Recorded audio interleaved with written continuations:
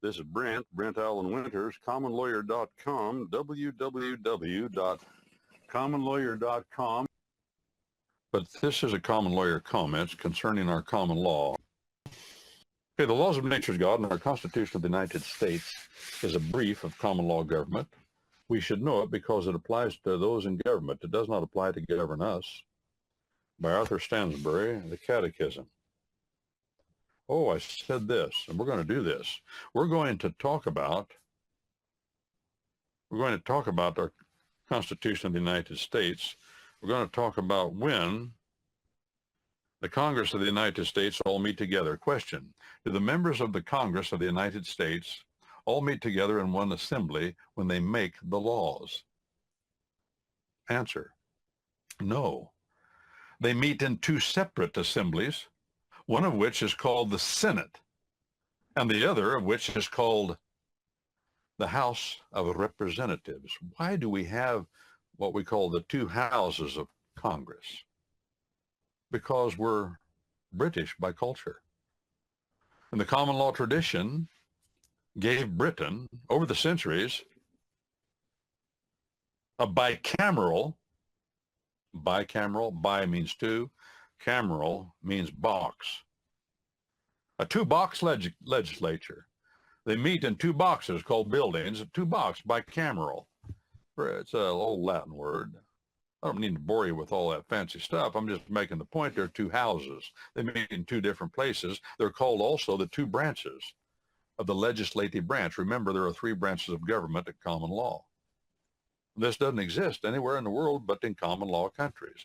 The executive, legislative, and judicial branches. And remember, they're co-equal. Not one of those three branches has the authority to trump the other one. No, they're at constant odds. They're fighting for jurisdiction constantly. But the one branch, the legislative branch, which is called the Republican branch, the political branch, our court's called the political branch, and all questions coming out of that branch, our Supreme Court of the United States and other courts will not hear. If Congress gets to fighting among themselves, that's their business. The courts have no, this is our common law government. The courts have no authority to interfere in another branch of government any more than the Congress of the United States has authority to interfere with the Supreme Court, any more than the President of the United States has authority to interfere with the judgments of the Supreme Court or what Congress does. Matter of fact, the President only comes into either house of Congress at invitation. Listen to me, at invitation of those houses. You say, well, he goes and makes the State of the Union address. Yes, but remember, that's by invitation. That's a custom of our common law. It's not written down anywhere in our common law tradition, but he is to come and say that, come and give the State of the Union. But he does it when they want him to, at their invitation. He can't just come and do it anytime he wants. We know it's a matter of requirement, but he can't do it anytime he wants. He comes by invitation because he has no authority ultimately inside of those cameras, those boxes, those houses called the two wings of the state capitol where they meet, or the state capitol, rather, the national capitol building. They meet in two separate boxes, two separate houses. And they don't meet together. No, they meet in two separate assemblies, the Senate and the House of Representatives. And all of our states, no, not all of them, most of our states have a bicameral legislature, just like they do over in Britain, the House of Lords and the House of Commons.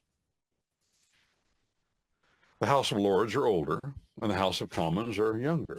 Our House of Representatives are younger. The House of the Senate, the old men, well, Senate means, it's a Latin word, it means old, gray-bearded. And we get our word senile from that root. Isn't that funny? Senile, what does that mean in Latin? It means old. Yeah, the old senile man. Well, that's what we're supposed to have there. The House of Lords is older, but you have to be older. You have to be 30 years old.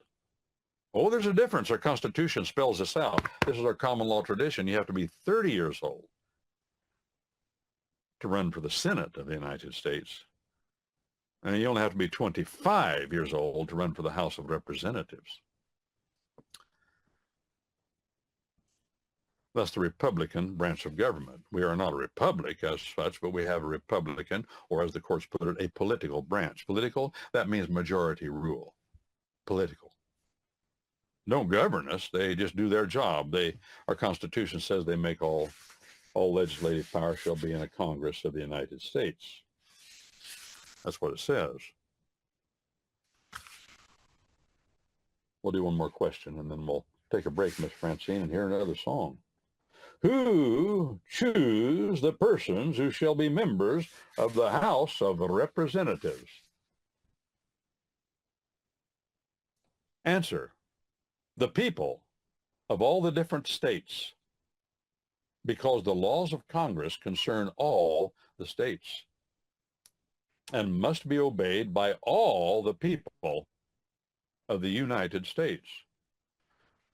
That sounds like too powerful, doesn't it? Yeah. Well, so the caveat should be made constantly that although what the legislation Congress passes, if it's signed into law, it applies to everybody the same. But the legislation, our Constitution, gives Congress authority to put into law. The area of legislation is very, very, very, very small. Congress has no police powers within the boundaries of the states. In other words, no powers to legislate concerning health. Watch me. This is called the police powers. The police powers are given to the states under our Constitution. That's our common law government. Each of the state has the power to pass legislation, laws, that concern health, education, and welfare of the folk living within that state. Congress of the United States, our Constitution gives no authority to Congress to do that for anybody in the United States except in federal enclaves like Washington, D.C. Congress is in charge there. Federal courthouses, military bases, in other words, property that is federal property, but not anywhere else within the boundaries of our states does the Congress of the United States have the authority to say, put a mask on your head or a diaper and take the vax. No authority, friends. No authority over health, education, and welfare. What is DJ Trump doing? First thing he said is, I heard him say it, we're getting rid of the Department of Education. Why? Because it's unconstitutional. That's why. Well, who put it in there? I'll tell you who put it in there. He's 100 years old now. He's 100 years old right now, and that's Jimmy Carter. Didn't have a clue what he was doing, should never been president.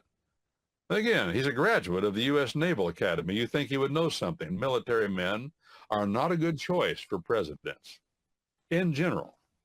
That's why in America, nobody in the White House, nobody that's sat in presidency has ever donned military dress. We don't allow that. We've had ex-military men there and got by with it pretty good. Old Ike, he was a West Pointer, an ex-military man. There are a lot of other people that have been in the military. I'm talking about career men. We don't have many. James Madison was not a career man. George Washington was. But we say that's very dangerous. And we will not, in our country, according to our Constitution and our common law, our commander-in-chief is not a member of the military forces. No, he's above them, and he commands them. And he's answerable to who? Well, it said here, the people. Well, who's the people? The militia of the several states of our union, the militiamen of the several states of our union. That's the way the Constitution is written. I'm here to tell you what it meant clearly in the day it was put into place, because that's what it means today. And we've gone far afield from what it says. It says the people of all the different states choose the persons who shall be members of the House of Representatives. This is Brent Allen Winters, commonlawyer.com, www.commonlawyer.com.